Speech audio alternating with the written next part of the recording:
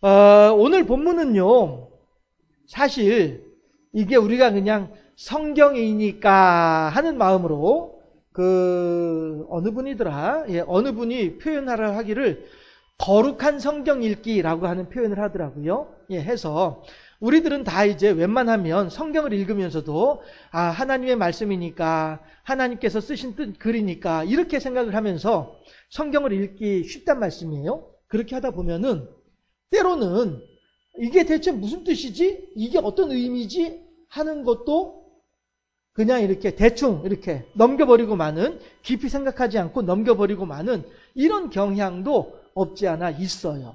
예. 그런데 우리들이 이 거룩한 성경 읽기라고 하는 이름으로 때로는 하나님의 세밀한 음성을 놓치는 경우들도 있을 수 있겠다라고 하는 것이에요. 예. 그런 측면에서 오늘 본문은 다시 한번 이렇게 쓱 지나갔다가 이거 무슨 뜻이지? 하고서 다시 돌아와서 읽어볼 만한, 그래서 이 내용이 이런 뜻이구나 라고 하는 것을 생각해 볼 만한 그러한 의미를 가지고 있는 본문이 오늘 룻기 본문이에요.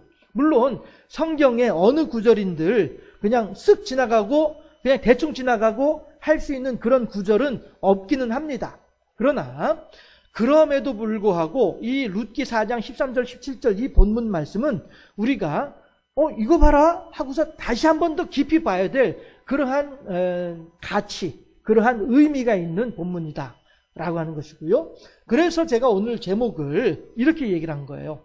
오벳, 룻이 낳은 나오미의 아들, 이렇게 제목을 정했어요. 우리가 잘 알고 있죠. 룻하고 나오미하고 어떤 관계예요? 나오미가 시어머니고 룻이 며느리이죠. 예. 그런데 며느리인 룻이 아들을 오벳을 낳았어요. 그럼에도 불구하고 성경에서는 누구의 아들이라고 해요? 룻의 아들이라고 하지 않고 나오미의 아들이라고 얘기를 한단 말이에요. 무슨 얘기예요? 며느리가 자식을 낳았는데 며느리의 아들을 내 아들이라고 얘기를 한대요. 이게 일이 있을 수 있는 일이에요? 그런데 또 그 며느리는요, 내 아들하고 동침을 하고 내 아들하고 사이에서 그 오벳을 낳은 것도 아니에요. 외간 남자예요. 외간 남자하고 동침을 하고 거기서 애를 낳았는데 그 애를 내 아들이라고 얘기를 하는 거예요. 오늘 본문 내용이 그런 내용이에요. 우리 요즘엔 그런 표현 잘 안 쓰지만은 우리나라의 어른들이 이런 상황을 두고 보면 뭐라고 할 거예요? 해괴망측하네. 이렇게 얘기를 할 거예요. 그렇죠? 해괴망측한 일이 벌어지고 마른 거예요. 예. 그러면 그 애기 아빠는 누구냐? 애기 아빠는 누구냐? 예. 애기 아빠는요, 시어머니 나오미의 남편, 그 남편이 엘리멜렉이라고 한 사람이거든요. 예. 이 남편의 친척이야. 그러니까 사촌 내지는 오촌 정도 되는 거예요. 예. 왜냐하면 이 앞에 보게 되면은 애기 아빠가 보아스잖아요. 그렇죠? 근데 보아스가 뭐라고 얘기를 하냐면은 나보다 더 가까운 사람이 있으니 라고 얘기를 하거든요. 그러면 이 사람은 삼촌 내지 사촌인 거예요. 그러니까 성경에는 등장하지 않지만 보아스보다 더 가까운 사람이 있었어요. 엘리멜렉이라고 하는 시아버지, 이미 죽었지만서도 어쨌든 시아버지가 있으면 시아버지의 삼촌 내지 사촌이 있었고요. 그 다음에 어쨌든 보아스보다 젊은 사람이다라고 얘기를 했으니 시아버지의 사촌지간이겠네요. 삼촌이면, 시아버지의 삼촌이면 훨씬 나이가 많은 할아버지였을 테니까, 시아버지의 사촌이니까 보아스보다 나이가 젊겠네. 우리나라 촌수로 말을 하면은, 어쨌든 형제는 없으니까, 이렇게 되면, 형제가 있었을래나? 모르겠다. 아무튼 넘어갑시다. 아무튼 전에 성경이 정확하게 나와 있는 것도 아니니까, 어쨌든지 간에 시아버지가 있고, 시아버지의 사촌으로 짐작되는 사람이 있고, 그 다음에 나이가 많은 사람, 오촌 당숙. 그쵸? 오촌 당숙이 있는데, 이 오촌 당숙이 누구예요? 보아스예요. 그러면 오촌 당숙하고 이 엘리멜렉의 며느리하고 잠자리를 하는 거예요. 이거 정말 회개망측한 일 아니에요. 그렇죠? 오촌 당숙 정도 되면 나이도 많을 텐데. 그렇죠? 요즘에 하긴 뭐 어느 탤런트는 뭐 73세 된 사람이 아들을 낳았다고 하긴 하는 말도 있긴 하던데요. 어쨌든지 간에 이 정말로 회개망측한 일이 벌어진 거예요. 그런데 이 일에 대해서 동네 사람들도 그렇고요. 다들 수근수근 되는 것이 아니라 이야 신난다 막 축하를 해주고 있어요. 환영하고 있고요. 다들 즐거워하고 있어요. 우리는 그냥 뭐 그 나이 40 넘어서 애 낳으면은 요즘엔 그런 거 없습니다만은 저 어렸을 때만 하더라도 40 넘어서 애 낳으면 늦둥이다 해가지고 창피하다고 하고 동네 부끄럽다고 이렇게 하던 때가 있었잖아요. 그렇죠? 그런데 이 나라에서는 그거는 우리나라에서는 그저 이렇게 남편하고 아내 사이에서 태어나는 자식이라도 그렇게 얘기를 하고 하던 때도 있었는데 이 나라에서는 지금 바깥 남자하고 내 남편은 죽었어요. 룻의 입장에서 보았을 때는 내 남편은 죽었어요. 그리고 룻의 시어머니 나오미의 입장에서도 마찬가지로 자기 남편도 죽었어요. 이렇게 된 상황에서 내 남편도 죽고 내 시아버지도 죽었는데도 불구하고 아버지의 친척하고 내가 잠자리를 해가지고 아기를 낳아요. 그런데 그 낳은 그 아기를 갖다가 내 시어머니가 내 아들이야 이렇게 얘기를 하고 있는 상황이에요. 족보도 진짜 이상한 족보죠. 그런데 이것이 이스라엘에서는 결코 회개망측한 일도 아니고 나쁘끄러운 일도 아니고 감출 일도 아니고 도리어 축하하는 일이에요. 다들 기뻐해요. 나오미가 그런 얘기를 하잖아요. 모압에 이민을 갔다가 거기서도 쫄딱 망하고 다시 베들레헴으로 돌아왔어요. 돌아왔을 때에 동네 사람들이 환영하는 거예요. 아이고야 나오미 왔네. 그동안 잘 지냈어? 우리 몇 년 동안 못 봤는데 아이고 얼굴 좋아졌네 하면서 이제 환영을 한단 말이에요. 그때에 나오미가 뭐라고 얘기를 하냐면은 여러분들이요 나를 더 이상 나오미라고 부르지 말고 나를 마라라고 불러라 이렇게 얘기를 해요. 그러면 나오미라고 하는 이름의 의미는 좋은, 즐거운, 행복한 그런 의미를 가진 뜻인 이름인데 마라라고 하는 말은 괴로움, 고통이란 의미를 가진 뜻이거든요. 그러니까 나오미가 하는 말이 내 신세 쫄딱 망했어. 더 이상 나를 기쁨의 딸이라고 기쁜 사람이라고 부르지 말고 나를 괴로운 사람이라고 불러줘 하면서 동네 사람들한테 그렇게 얘기를 할 정도로 나오미는 그렇게 힘들고 어려운 삶을 그런데 그런 사람이 지금 룻을 통해서 며느리 룻을 통해서 자식을 낳고 난 뒤에 이 나오미는 더욱더 행복해지게 되는 거예요. 야, 이거 참 왜 그러냐? 왜 아들 하나 태어났다고 그 아들도 내 아들도 아니고 난 이제 나이 많아 늙어서 여인으로서 아기를 낳을 수 있는 능력도 없는 상황에서 그나마 내 며느리가 아들을 낳았는데 이걸 가지고서 이렇게 기뻐하고 즐거워할 수 있을까? 왜 그럴까? 여기에는 계대결혼이라고 하는 제도가 있었기 때문이에요. 계대결혼이라고 하는 것이 뭐냐면요, 결국엔 그거예요. 오늘 이제 제가 창세기 38장 말씀도 같이 이제 좀 인용을 해놨습니다만 한번 좀 보여줘 볼래요? 슬라이드? 주보 보셔도 되고요. 38장 말씀을 먼저 보고서 계대결혼에 대해서 설명을 하도록 할게요. 38장 창세기 38장 6절부터 보게 되면은요, 이게 이제 읽을 건 아니고요. 야곱의 아들 유다가 있었어요. 야곱의 넷째 아들이 유다이죠. 지난 수요일 날 장자권을 가지고 유다와 요셉에게 나누어졌다라고 하는 얘기를 했었죠. 예수님의 조상 유다. 그 유다에게 3명의 아들이 있었어요. 그랬는데 첫째 아들이 이제 나이가 많아 이제 결혼 정령기가 돼 가지고 장가를 드렸어요. 장가를 드렸는데 며느리가 있었고요. 장가를 드렸으니까 며느리가 있겠죠. 그런데 이 첫째 아들이 하나님한테 죄를 지었어요. 악한 일을 저질렀어요. 그래서 하나님께서 첫째 아들의 생명을 거두어 가셨어요. 그랬더니 자, 이번에 한번 성경을 한번 읽어보도록 할게요. 8절 말씀, 38장 8절 말씀 함께 8절 9절까지 10절까지 한번 또 38장 8절 9절 10절 읽어보도록 할게요. 8절 말씀. 유다가 오난에게 이르되 네 형수에게로 들어가서 남편의 아우된 본분을 행하여 네 형을 위하여 씨가 있게 하라. 오나니 그 씨가 자기 것이 되지 않을 줄 알므로 형수에게 들어갔을 때에 그의 형에게 씨를 주지 아니하려고 땅에 설정하매 그 일이 여호와 보시기에 악함으로 여호와께서 그도 죽이시니. 여기까지만 보도록 하시죠. 이게 계대 결혼이에요. 내 형이 결혼을 했음에도 불구하고 자식이 없이 죽었어요. 그러면은 동생이 형수와 동침을 해가지고 아들을 낳게 하는 거예요. 그러면 그 아들은 이제 어떻게 돼요? 형이 아버지로부터 받을 유산을 그 아들이 대신 받는 거예요. 그렇게 하고 그 여인과 두 번째 낳는 아이가 이제 내 아들이 되는 거예요. 내 유산을 물려받는 아들이 되는 거예요. 이렇게 되면 제가 말씀드렸죠. 이스라엘에서는 장자에게는 두 몫의 그 유산이 돌아간다고 말씀을 드렸잖아요. 그렇죠? 그러니까 둘째 생각에 아니 이거 말이야 내가 지금 형수하고 같이 이제 동침을 해가지고 애를 낳게 되면은 그 애는 내 형의 유산을 받아갈 건데, 그렇죠? 그러면은 나는 아버지로부터 받는 유산이 확 줄어버리는 거예요. 형이 유산을 받지 못하게 되면 내가 첫 번째 맞이가 되니까 계산을 하면은 그렇잖아요. 삼형제가 있으면은 유산을 네 몫으로 나눈다고 했잖아요. 그렇죠? 네 몫으로 나누어 가지고 두 몫을 형이 가져가고 나머지 한 몫씩 이제 둘째, 셋째가 나누어 가진다고 했잖아요. 그렇죠?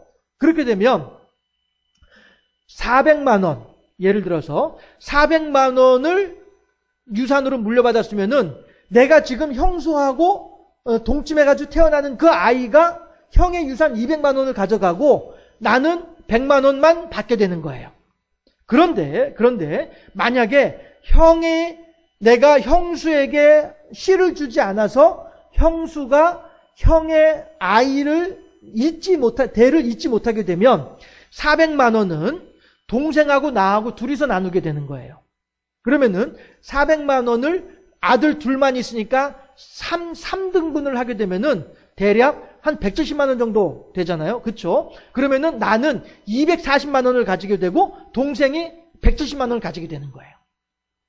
돈 계산이 이렇게 차이가 나죠. 그렇죠? 내가 형수에게 씨를 주어서 그 형수가 아들을 낳게 되어서 그 꼬마 아이가 아버지의 유산을 물려받게 되면은 그 꼬마 아이는 200만 원을 받게 되고 나는 100만 원만 받게 돼요. 그런데 내가 형수에게 씨를 주지 않아서 형의 유산을 받을 사람이 없게 되면 나는 240만 원을 받게 되고 내 동생은 170만 원을 받게 되는 거예요.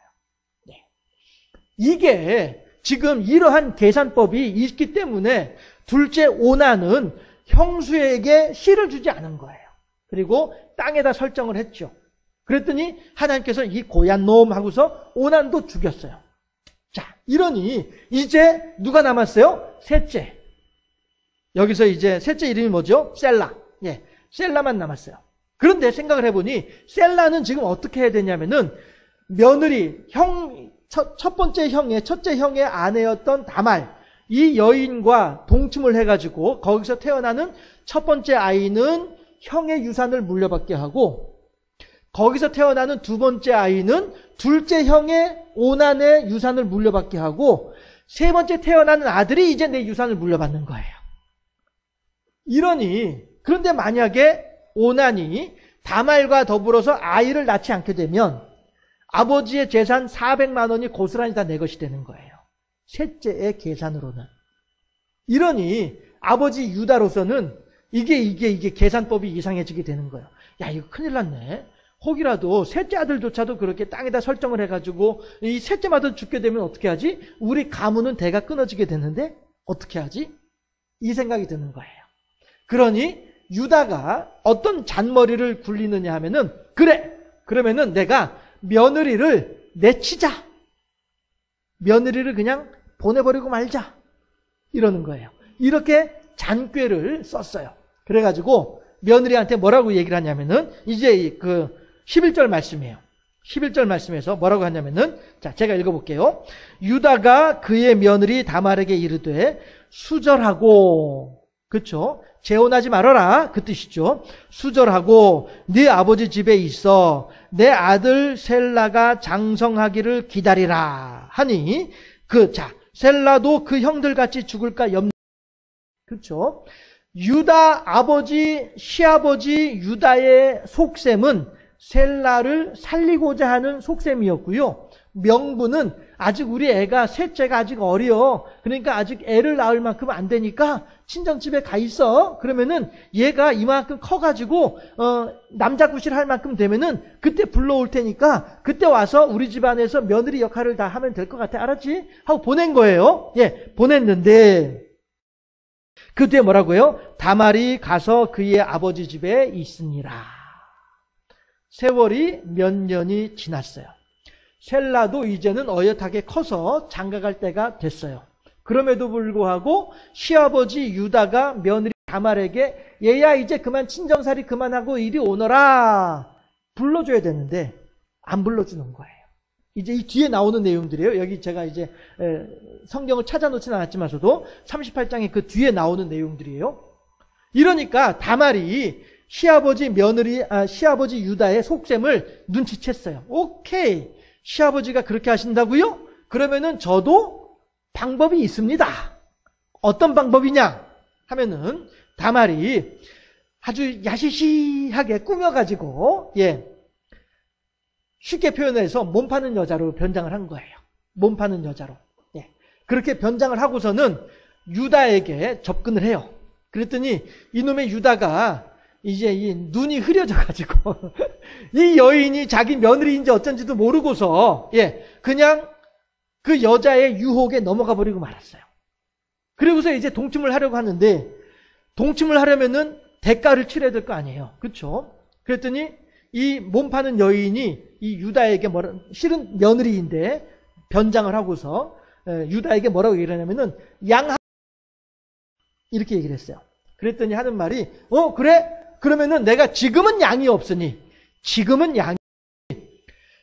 내가 가지고 있는 물건이 나의 도장, 그렇죠? 나의 도장, 그 다음에 나의 끈, 허리 묶는 끈, 그리고 나의 지팡이, 이것이 있다.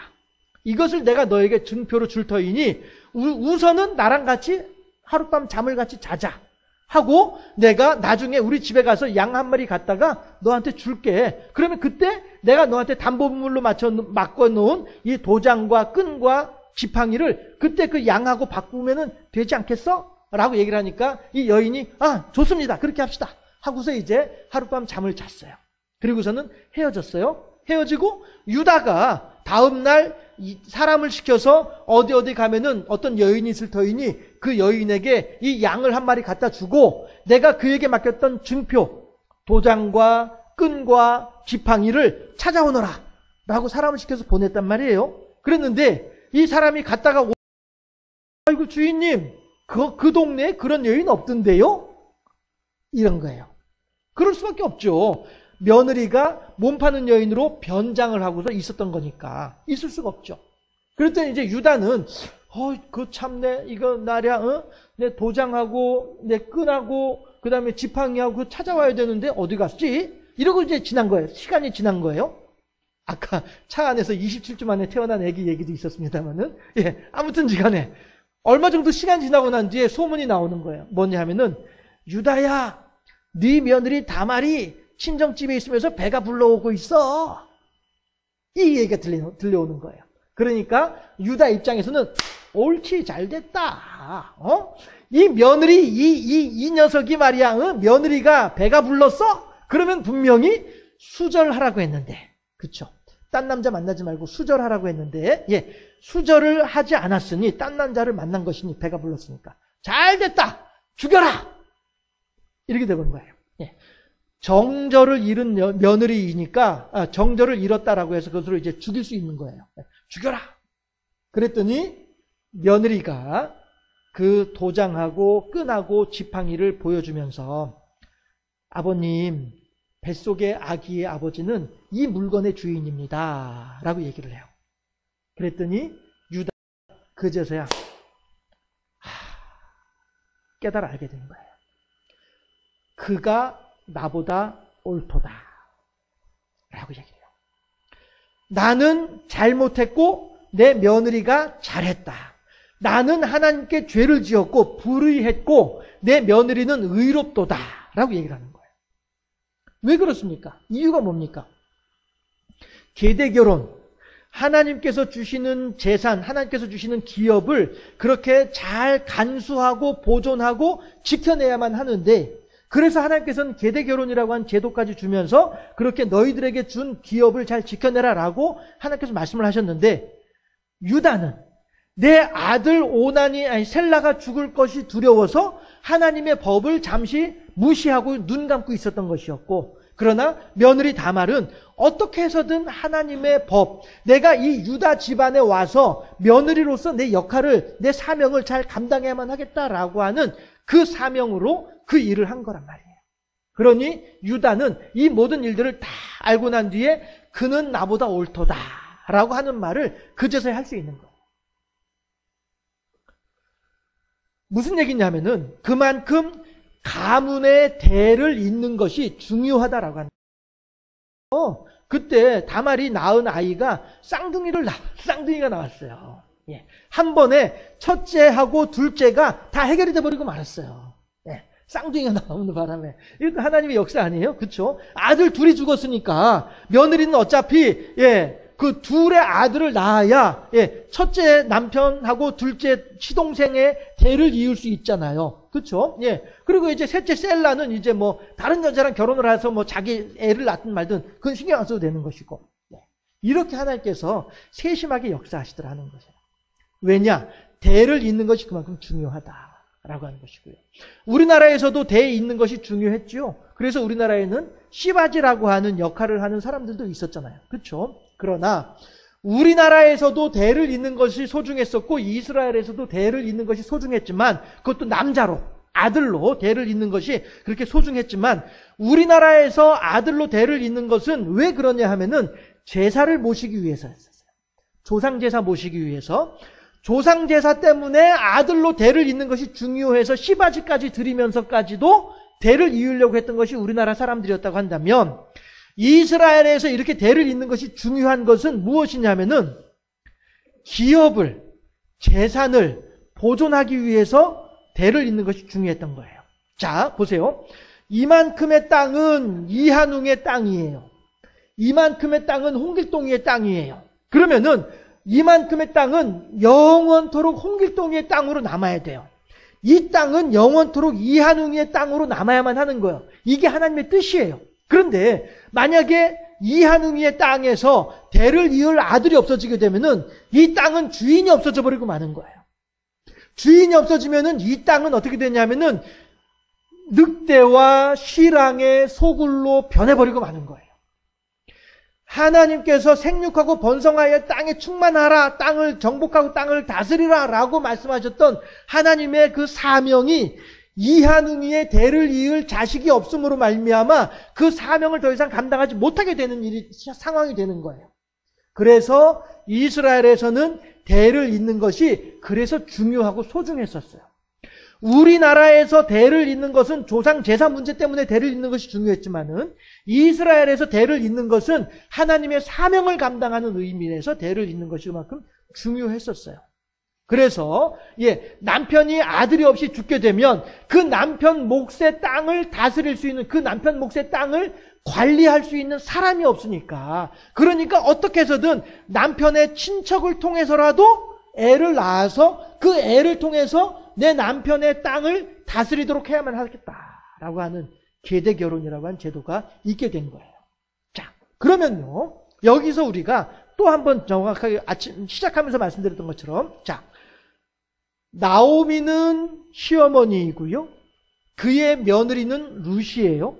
그런데 나오미의 남편도 죽었고요, 룻의 남편도 죽었어요.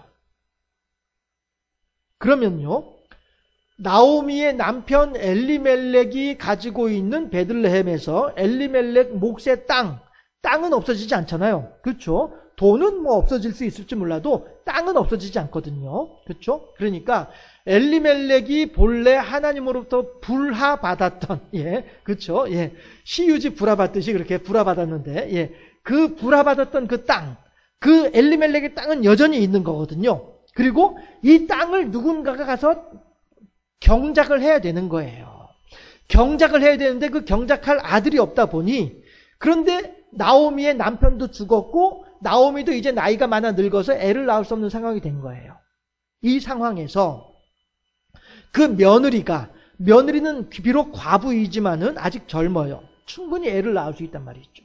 그래서 이 며느리를 통해서 보아스와 함께 며느리가 애를 낳았는데, 이 애가 누구의 애가 되냐 하면은 나오미의 애가 되는 거예요. 호적에다가 그렇게 입적을 시키는 거예요. 낳기는 내 며느리가 낳았음에도 불구하고 호적에는 내 아들로 입적을 시키는 거예요. 그래서 이 아들 오벳이 엘리멜렉의 땅을 물려받게 되는 거예요. 야곱의 이야기를 보더라도요, 라헬이 빌하와 빌하가 라헬의 몸종이거든요. 그런데 라헬이 아기를 낳지 못하니까 빌하와 남편과 동침을 시켜서 거기서 태어나는 아이를 두고서 아이고야 내 아들이다 내 아들이다 이래요.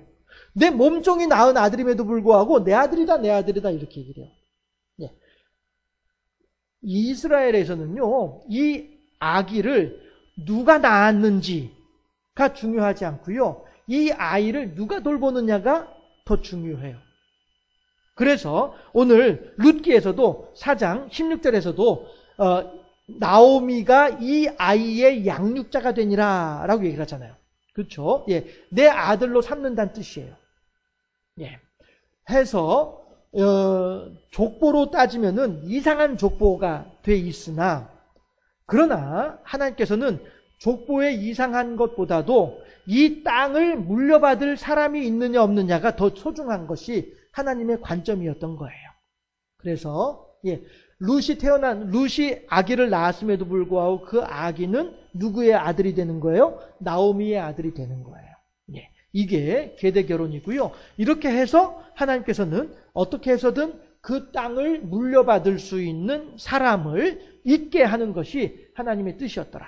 자, 그러면요, 이것이 이제 이스라엘의 계대 결혼인데, 우리들에게 오늘날 이 계대 결혼이 무슨 의미가 있고 무슨 뜻이 있겠냐, 그 해괴망측한 일을 나도 하라고 그러면은 그 뜻이 아니고요, 우리들 각자에게 주신 하나님의 사명이 있단 말씀. 내가 너를 믿고 맡긴 사명. 이 사명이 있단 말씀. 그래서 이 성경에서는 제가 이제 설교문에서는 재산이라고 하는 표현을 했습니다만은 성경에서는 뭐라고 해요? 기업이라고 하죠. 기업. 나의 영원하신 기업, 생명보다 귀하다. 그 기업이 뭐예요? 세상에서 돈 버는 사람들은 기업의 회장이 되면은 막 이렇게 돈 많이 벌고 떵떵거리고 하지만은 성경에서 말하는 기업이라고 하는 것은 결국엔 하나님께서 내게 맡기신 사명을 얘기하는 거예요. 그래서 내게 맡긴 사명을 내가 얼마나 그 사명의 자리를 잘 지키고 있느냐, 즉 얼마나 사명을 잘 감당하고 있느냐, 이게 중요하다는 거예요. 이스라엘의 계대 결혼 제도를 통해서 우리들이 들을 수 있는 하나님의 음성이라고 한다면, 그것은 너는 너의 사명을 어떻게 감당하고 있지? 너는 지금 너의 사명의 자리에 있니? 아니면 너의 사명을 내팽개치고 어디 다른 데 가서 있는 거야? 어떻게 되고 있는 거야? 나는 계대 결혼을 통해서 네가 어떻게 해서든지 간에 사명의 자리를 잘 지켜냈으면 좋겠어. 이것이 오늘 우리들을 향한 하나님의 선하시고 온전하신 뜻이다라고 하는 사실. 그래서 결국에는 우리들이 이 계대 결혼을 통해서 하나님 그래요, 내게 맡겨주신 사명, 나는 아무리 생각해도 사명이 없는 것처럼 여겨지는데요 라고 한 사람이라 할지라도 하나님께서 맡긴 사명들은 다 각자에게 있습니다. 그리고 하나님께서는 오늘 우리들에게 그 사명을 어떻게 감당하고 있는지 이거를 지금 바라보고 계신다는 것이죠. 예수님께서 비유로 말씀하신 중에서 달란트의 비유가 있죠. 어떤 사람에게는 5달란트를 맡기고 어떤 사람에게는 2달란트를, 어떤 사람에게는 1달란트를 맡겼습니다. 왜요? 각각의 재능을 따라서, 각자가 할 수 있는 만큼의 능력을 따라서 달란트를 각각 나누어서 주셨어요. 그러면 한 달란트 받은 사람은 그 주인이 나는 한 달란트의 능력이 있다라고 인정을 해준 거예요. 그러면은 이 사람은 한 달란트만큼 일을 하면 되는 거였어요. 그런데 한 달란트만큼 일을 하지 않았지요. 그래서 책망을 받은 거예요. 너가 2달란트를 남기지 않아서 책망을 한 것이 아니고요. 한 달란트만큼 사명을 감당하지 않았기 때문에 책망을 받은 거예요. 따라서 우리들도 히브리서에서도 그런 말씀을 하시잖아요. 우리가 감당치 못할 시험 당함을 허락하지 아니하신다. 그리고 혹 그러한 시험 덩어리들이 우리들 앞으로 다가오게 될 때에는 우리로 하여금 능히 피할 길을 열어주신 분이 하나님이시다. 따라서 오늘 내게 다가오는 어떠한 시험이라 할지라도 어떠한 환난이라 할지라도 내가 감당할 수 없는 것은 아무것도 없어요. 하나님께서는 너 이 정도는 충분히 감당할 수 있어. 그래서 주시는 환난이란 말씀이죠. 그러면 우리들은 그 환난에 대해서 그 사명에 대해서 우리가 피하거나 도망갈 것이 아니라 넉넉히 감당해야만 한다는 거예요. 그 환난의 자리에서 하나님을 향한 믿음으로 지켜내는 이러한 강건한 믿음이 필요하다는 것이에요. 야, 이거 말이야, 내가 예수 믿으니까 말이야, 집안에 재수없는 일만 생기고 나 교회 다니면 안 될 것 같아 하고서 교회를 안 나와버리게 되면은 이거는 하나님의 사명의 자리를 외면하는 거예요. 하나님은 계대 결혼이라고 하는 제도를 통해서 어떻게 해서든 너는 너의 자리를 지켜야만 해. 너의 기업을 네가 지켜야만 해. 너의 이름으로 너의 기업을 지켜야만 해. 라고 하나님께서 말씀하신단 말이에요. 우리들은 내게 주신 하나님의 사명을 어떻게 감당하고 있습니까? 어떤 사람에게는 이만큼의 일을 감당하도록 하시고 어떤 사람들에게는 요만큼을 감당하게 하시고 어떤 사람들에게는 요만큼만 감당해도 된다고 하시는 분이 있단 말씀입니다. 다만 그 감당하는 그 크기의 크고 작음의 문제가 아니고 감당할 때에 어떤 마음으로 감당하느냐, 이것이 중요하다. 하나님께서 맡겨준 사명을 늘 하나님께 감사하면서 넉넉히 감당함으로써 하나님께 영광 돌려드리고 하나님의 이름으로 승리하고 그러므로 인하여서 머지않은 장래에 하나님께서 예수님께서 철장 권세와 더불어서 재림주로 이 땅에 오시게 되었을 때에 그리고 우리들과 더불어서 우리가 사명을 어떻게 감당했는지 하나하나 일일이 다 계산을 하시게 될 때에 성경에서는 회개한다라고 하죠. 예, 돌이키는 회개가 아니라 계산한다는 회개. 예, 그 회개를 하게 될 때에 하나님께서 과연 우리들을 칭찬하실런지 아니면 책망하실런지. 주님께서 재림하신 주님께서 우리들을 칭찬하실 때는 뭐예요? 야, 너 그래, 네가 그렇게 힘들고 어려운 사명을 그렇게 잘 감당했구나. 어이구 칭찬해. 이것이에요. 그런데 야, 너는 말이야 겨우 그까짓 것도 감당하지 못하고 도망갔어. 이런 책망받으면 우리들의 몫이에요. 우리가 어떻게 갈지, 오늘 내가 어떻게 행동을 할지에 따라서 훗날 주님으로부터 칭찬을 들을지 책망을 받을지는 오늘 나로 인해서 결정이 된다. 우리들 각자가 하나님께서 주신 사명을 잘 생각을 해보고 하나님 이것이 저의 사명이군요 하시게 되면 그 사명의 자리에서 기쁨으로 감사함으로 잘 감당해서 하나님께 영광 돌려드리고 하나님으로부터 칭찬 듣는 계대 결혼이라고 하는 제도 속에 담긴 하나님의 뜻을 잘 헤아려서 하나님을 기쁘시게 할 줄 아는 하나님의 복된 사람으로 세워질 수 있기를 주님의 이름으로 축원합니다. 기도하겠습니다.